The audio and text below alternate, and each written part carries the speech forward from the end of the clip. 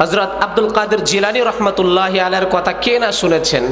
দুনিয়ার সমস্ত মানুষই ওনাকে চিনে, ঠিক কি না? উনার মা কেমন ছিলেন, আর কেমন মায়ের ঘর থেকে কেমন একটা ওলি আল্লাহ তাআলা জন্ম দিয়েছেন। উনার বাবা ছিলেন আবু সালেহ, একজন সৎ এবং নেককার ব্যক্তি। তিনি সব সময় হালাল খেতেন, কখনো হারামের ধারে কাছেও যেতেন না। তিনি এভাবে হালাল খেতেন সব সময়, কখনো হারামের ধারে কাছেও যেতেন না। একদিন তিনি অসুস্থ হয়ে যান, খাবার দাবার কিছুই তার সাথে নাই। তিনি ভাবলেন যে আমি যেহেতু অসুস্থ হয়ে গেছি, আর খাবার মতো কোনো বস্তু নাই, অতএব আমি রোজা রেখে ফেলি। রোজা রাখলে আমার খাওয়ারও দরকার হবে না, আবার ইবাদতও হয়ে যাবে, আমি দুটো সব একসাথে লাভ করব। তিনি রোজা রাখলেন। রোজা রেখে একদিন নদীর ধারে তিনি কাজ করতেছিলেন। হঠাৎ করে দেখেন নদীর পানি দিয়ে একটি আপেল ভেসে ভেসে আসতেছে। তিনি ক্ষুধার তাড়নায় আপেলটি এখান থেকে উঠাইলেন এবং মনে মনে ভাবলেন যে আজকে এই আপেলটি খাওয়ার পরে এটা দ্বারা আমি ইফতারও করতে পারবো। ইফতার করলে আমার শরীরে শক্তিও বাড়বে, আমার দুর্বলতাও কেটে যাবে। তিনি এই আপেলটি নিয়ে ইফতার করলেন। ইফতার করার পরে তার অন্তরের ভিতরে একটা অনুশোচনা তৈরি হয় যে আমি যে আপেলটা খাইলাম, ওই আপেলটার মালিক তো জানি না কে, সেটা আমি বাজার থেকে কিনিও নাই, জানি না কোথায় থেকে এসেছে। তার অন্তরের ভিতরে একটা আফসোস তৈরি হয়। তিনি ওই আপেলের মালিককে খুঁজতে বের হয়ে গেলেন এবং তার কাছ থেকে এটার দাবি ছুটানোর জন্য খুঁজতে লাগলেন। যেহেতু আপেলটা পানির স্রোত ভেসে আসতেছিল, তিনি তাই পানির স্রোতের উল্টো দিকে সামনের দিকে এগোতে লাগলেন, নদীর পার ধরে ধরে সামনে এগোতে এগোতে দেখলেন, হঠাৎ করে দেখেন একটা আপেলের বাগান। ওই বাগান থেকে একটা গাছের ডাল নদীর দিকে ঝুঁকে পড়েছে। দেখলেন ওই ডালের ভিতরে কয়েকটা আপেলও আছে। তিনি ভাবলেন হয়তো এই ডাল থেকে আপেলটা নদীতে পড়েছে। তিনি তার মালিককে খুঁজতে লাগলেন। খুঁজতে খুঁজতে তার মালিককে পেয়ে গেলেন।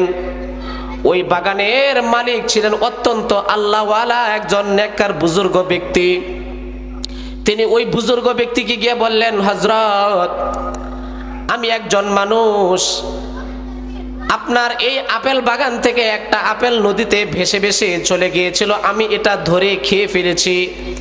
খাওয়ার পরে আমার অন্তরে আফসোস তৈরি হয়। আপনার কাছে আমি ক্ষমা চাওয়ার জন্য, এটার দাবি ছুটানোর জন্য আসলাম। ওই বুজুর্গ দেখলেন ওই লোকটা তো কোনো সাধারণ কোনো ব্যক্তি না। নদীর উপর দিয়ে অনেক অনেক আপেল তো স্রোতে ভেসে চলে যায়, কোথায় চলে যায় অনেক মানুষই খেয়ে ফেলে, আজ পর্যন্ত কোনো ব্যক্তি দাবি ছুটানোর জন্য আসে নাই। যেহেতু এই লোকটা আসছে, বোঝা গেল এই লোকটা অত্যন্ত পরহেজগার মানুষ, এই জন্যই আমার কাছে দাবি ছুটানোর জন্য আসছে।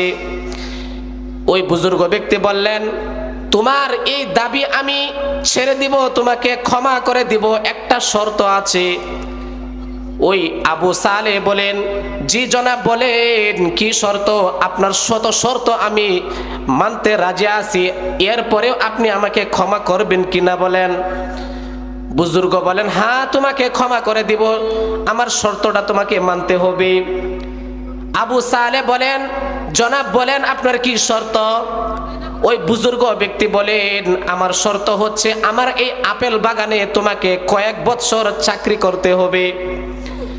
চাকরি করা অবস্থায় আমার অনুমতি ছাড়া একটা আপেলও তুমি ধরে খেতে পারবে না, আমার অনুমতি ছাড়া।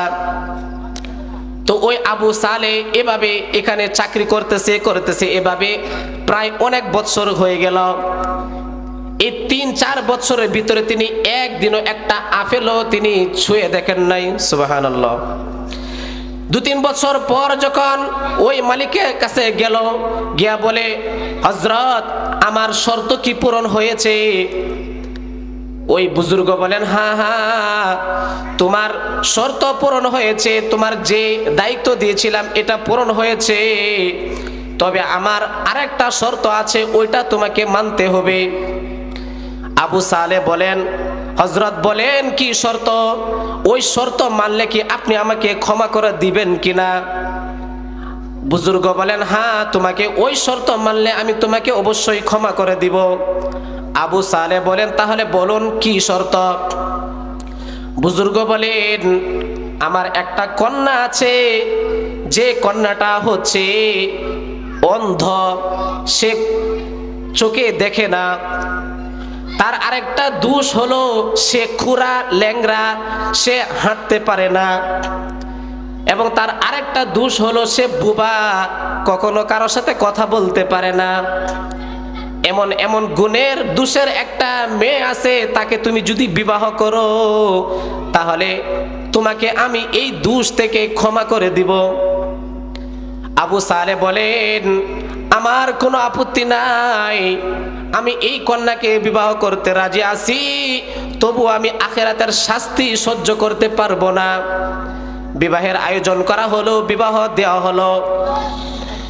ওই কন্যাকে তার বাসর রাত্রে স্বামীর সামনে সাজিয়ে গুছিয়ে কামরার ভিতরে পাঠানো হলো। স্বামী যখন তার স্ত্রীর কাছে যায়, গিয়া দেখে একটা সুন্দরী, রূপবতী, রূপসী একটা কন্যা সেজে গুজে বসে আছে। তিনি মনে করেন, তিনি ভাবলেন যে বুজুর্গ তো বলেছে কন্যা হচ্ছে এই এই দোষের অধিকারী, কিন্তু আমার তো মনে হচ্ছে আমি কোনো ভুল কোনো কামরায় ঢুকে পড়েছি। এত সুন্দরী রূপবতী কোনো কন্যা তো আজ পর্যন্ত দেখি নাই। ওই আবু সালেহ দিশেহারা হয়ে তিনি ঘর থেকে বের হয়ে গেলেন। তিনি যখন বের হলেন, ওই বুজুর্গ ডেকে বললেন, কি হলো, তুমি তোমার ঘর থেকে বের হয়ে গেলা কেন? আবু সালেহ বলেন, হযরত, আপনি তো আমাকে বলেছেন এই এই দোষের অধিকারী একটা কন্যা সন্তান আমাকে বিবাহ দিয়েছেন, কিন্তু আমি তো এখন দেখি এর উল্টা। কন্যা বাজান, তুমি তোমার সঠিক কামরাতেই ঢুকেছো। যে সুন্দরী এবং রূপবতী মেয়েটা তুমি বউ সাজা অবস্থায় দেখে এসেছো, এটাই তোমার স্ত্রী। কি বলেন? আপনি না বললেন আমার স্ত্রী কানা, আমার স্ত্রী বয়রা, কানে শুনে না, তার হাঁটুতে সমস্যা, সে ল্যাংড়া। ওই বুজুর্গ ব্যক্তি তখন তিনি প্রকৃত ঘটনা খুলে বলেন, ও আমার কলিজার টুকরা জামাতা, আমার সন্তান কানা, এর অর্থ হলো আমার মেয়েটা ছোট থেকে এই পর্যন্ত বালেগা হয়েছে, সে সব সময় আমার এই ঘরের ভিতরে ছিল, আজ পর্যন্ত বাহিরে কোনো মাহরাম পুরুষের সে দেখে নাই। সে মাহরাম পুরুষকে দেখে নাই, এই জন্য বলেছি সে অন্ধ। আমার কন্যা এমন ভাবে পর্দা করেছে, সে কোনোদিন কোনো পুরুষের সাথে, কোনো মাহরাম, গায়রে মাহরাম কোনো পুরুষের সাথে কথা বলে নাই, এই জন্য বলেছি আমার মেয়ে বুবা। আজ পর্যন্ত আমার কন্যা এই বাড়ির চার দেয়াল টপকিয়ে কখনো বাহিরে গায়রে মাহরাম পুরুষের সাথে কখনো সাক্ষাৎ করেন নাই, এই জন্য বলেছি আমার কন্যা হচ্ছে ল্যাংড়া।